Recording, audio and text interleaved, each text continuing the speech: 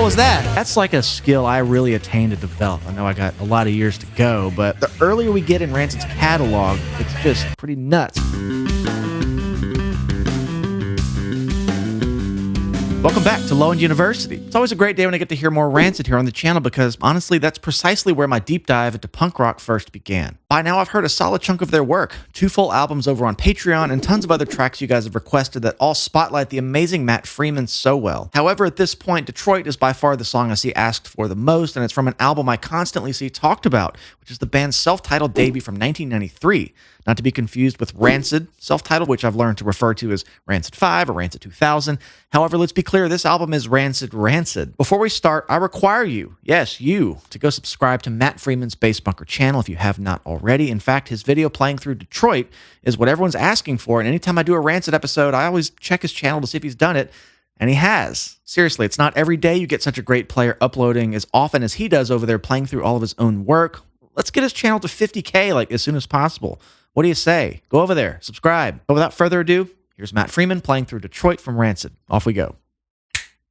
Welcome to Matt Freeman's Bass Bunker. I'm Matt Freeman. Today I'm going to play along to the Rancid song Detroit.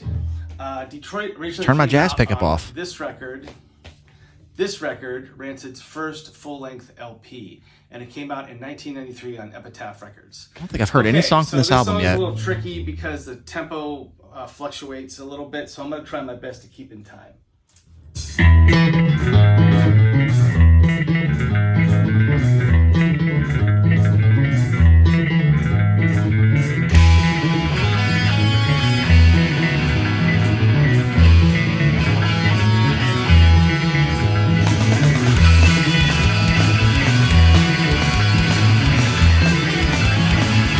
That little guitar run. Okay, the only disadvantage from doing these videos is that the guitar and such is a little harder to hear, but sometimes that just offers some context, but it's so much more important to see him play it and how he plays it. But even when I heard something like Rancid's Maxwell Murder, that was the first song I ever heard back in 2023, I think the immediate thing I picked up on was, I'm watching his plucking hand there, and it's like, I'm going to attempt that on pick. I'm not much of a pick player, but we're here in E. It's kind of down the Mixolydian scale. It's got the flat 7. But I'm really attracted to like his right hand. It just kind of looks like this. And I'm hearing, it's almost like I'm hearing something different than I'm seeing. And he has that knack for like, the right hand is just like a machine. Like you just press the start button and it just goes. And he just fills in the bass line here. And if I were to try to play that line, like, it's going to just feel herky-jerky. Again, I'm not a pick player, but I've always been attracted to that facet of his playing. I'm going to go back and kind of show you what I mean. It just looks so relaxed. It almost is like he's just kind of going. That's like a skill I really attained to develop. I know I got a lot of years to go, but again, that learning punk rock and getting into these bands and learning the Maxwell Murder solo about 2 years ago for a video, it kicked my ass into gear to just get more familiar with the pick. But that's a whole nother level of mastery because you can easily make that look really like upstroke, downstroke, kind of dirt, dirt, dirt. Not this. I love watching his approach to that there. Okay, E major, got the flat 7. So an E Mixolydian, which really puts the song in A, but not to get into that. This has like a Zeppelin riff kind of thing about it that I really like. I don't think I've heard a Rancid riff this, I don't want to say this upbeat or major key because, again, I've heard all of Operation Ivy, Life Won't Wait, and Out Come the Wolves. I've heard enough to kind of hear all facets of their playing, their sound, but something about this riff is just a little different from, I think, everything I've heard. It has a weird note grouping. The way it sits in with the rhythm is kind of, it doesn't groove as much as you think it does, and it's something about the repeating notes where they fall on the beat. I don't know. I'll have to listen to it a few more times. Okay, I'm gonna go back one more time to this part.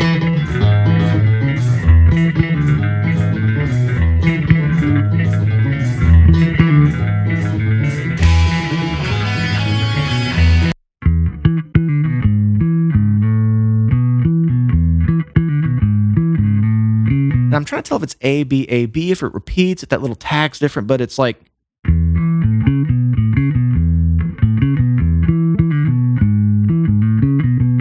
something like that.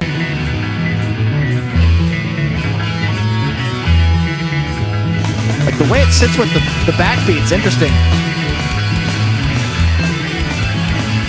Okay, but that right hand, just cool to watch.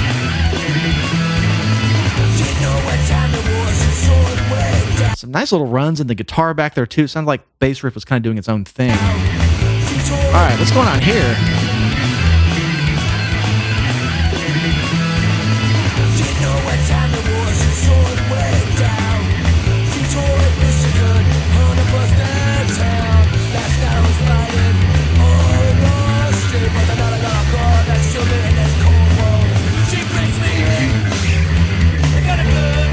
Whoa!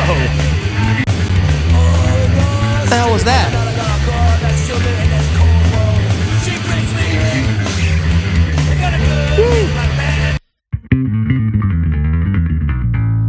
Okay, this is on the heels of Operation Ivy, right? That was this band that, Energy did that whole album. Amazing work. But this album's on the heels of that. And just that little walking bass line kind of thing here. Dink, dink, dink, dink, dink, 1, 4, 5 kind of thing.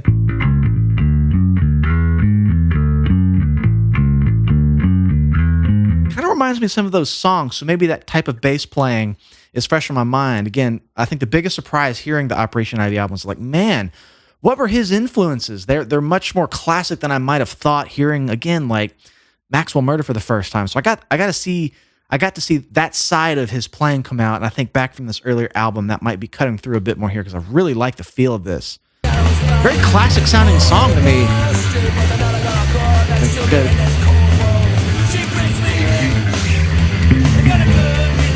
Cool. Ooh, does it again.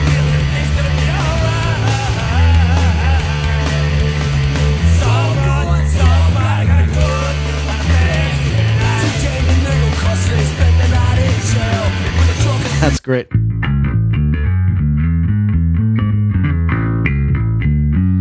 Again, just the picking technique. I'm just enamored with it. It's cool. Goals. Just to be that relaxed. And again, it's you have the obstacle of string spacing on a bass. A guitar, it's a little easier to kind of get away with that. It looks like he's playing guitar almost. But the strings, I don't know, it's just kind of an illusion to me. It's just something about the way he's able to work in so many different strokes, but it doesn't really look like he's stroking it. It's just kind of this one washing motion. I don't know. I feel like a broken record talking about it. I remember talking about it last time I watched one of his videos. I think it was for Young Al Capone. But again, that was the first evident thing I heard hearing the Maxwell Murder solo. It was just like, again, that machine going, and he plugs in the notes, and it's just, I think it's really more entertaining to watch than it is to listen to. And sometimes the strokes are not super apparent. It's like he's able to stroke subdivision really dynamically because I'm listening and it kind of has this sound. But I think there's a lot of... So it's like he has the delicateness of a finger player in the picking. And it's very apparent with his, just the whole thing being relaxed. So it's kind of nimble too. Great. I just can't do it.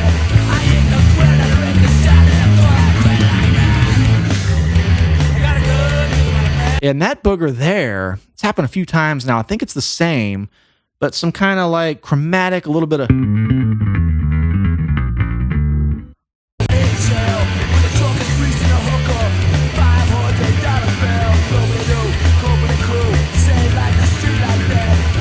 You know what? I might do this. Might do this again.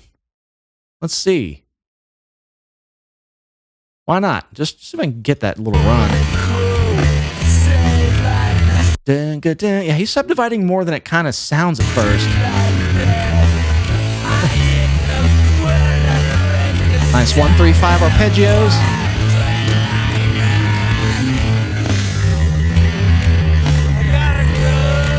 Okay, so it's kind of like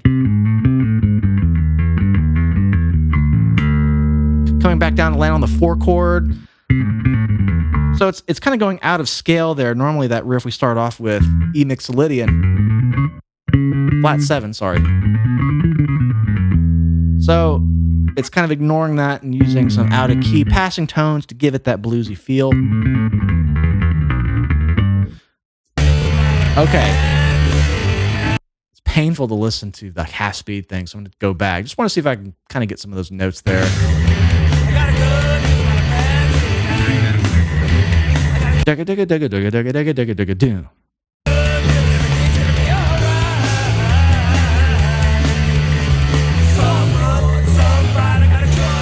Yeah, even those plucks right there, just when he stays on the same note. Right here. Yeah, even that stuff. You know, if a finger player were doing that, playing lightly would kind of have this.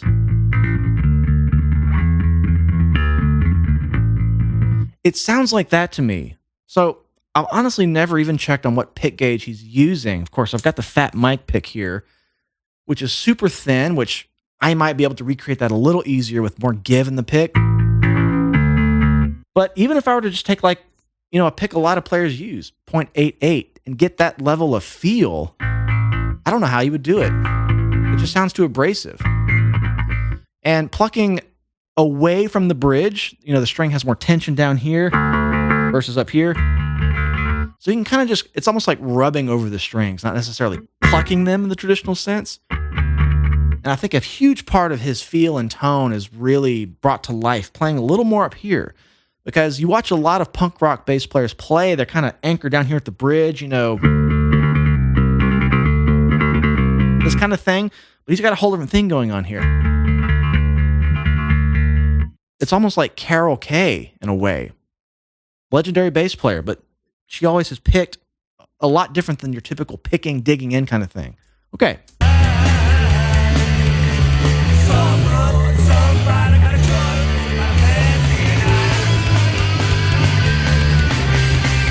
Ooh, a little bit of a key change. Now this is kind of cool. This riff, you know, it's starting to use a little bit of chromatic passing tone type of sound, which is reminiscent of this thing.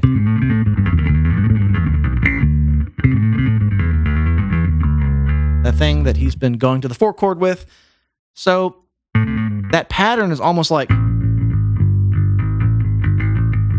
so it's made its way into the riff, so it's really cohesive here. Yeah, we have C, G, so that's not in the key of E. Mixolydian or A. Key change for the guitar solo.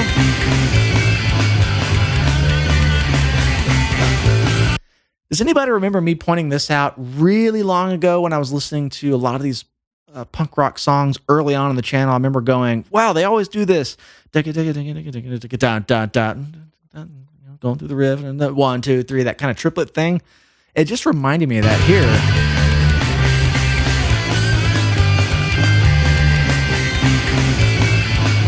I haven't thought about that in a while.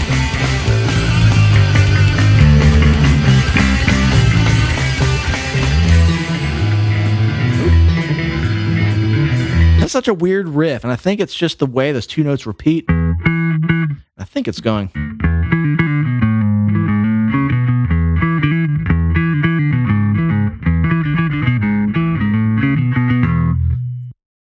It's weird. Is he picking all of those notes, or is he kind of hammering it on?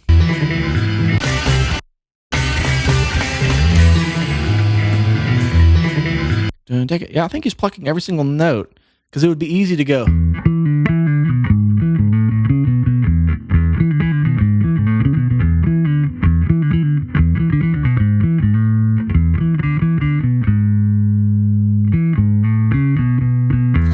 There's something in there I'm not going to get. I don't want to spend too much time on it. That's the gist. It's phrased weird to me. It's almost like if you slid it over an 8th note and made it a pickup note, it would have a whole different groove about it.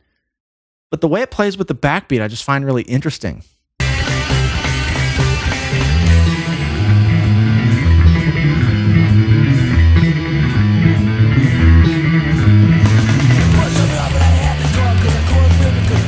Now this groove's a lot harder.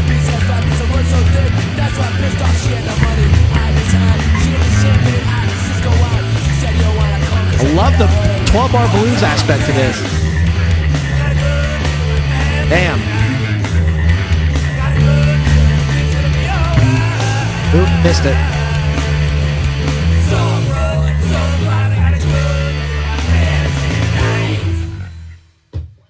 Okay, I finally heard something from Rancid. Not Rancid, just Rancid. Yeah, I feel like I learn a lot about an album's reputation according to the fan base in the comments from you guys, like long before I ever hear the album. So I kind of feel like I'm set up to hear this one now. I'm buttered up in the sense that it's probably really kind of piss and vinegar, fast. You know, the earlier we get in Rancid's catalog, it's just pretty nuts, and it's coming off the heels of Operation Ivy, which was just a fantastic listen. So many killer bass performance things there. Wow. So I get the feeling this is right in that snapshot of, you know, his inspiration, and, you know, what we just heard was pretty gnarly. Cool little ideas for bass parts. The transitions, everything was just spunky, I suppose. So thanks to all of you who have requested Detroit over and over. This gets requested on Patreon so much as well. It always gets tons of votes, but never quite wins the polls. But I made it happen anyway. I had a board meeting and we decided to do it. Now, thank you guys for hanging out with me. If you'd like to support the channel further, please come find us on Patreon.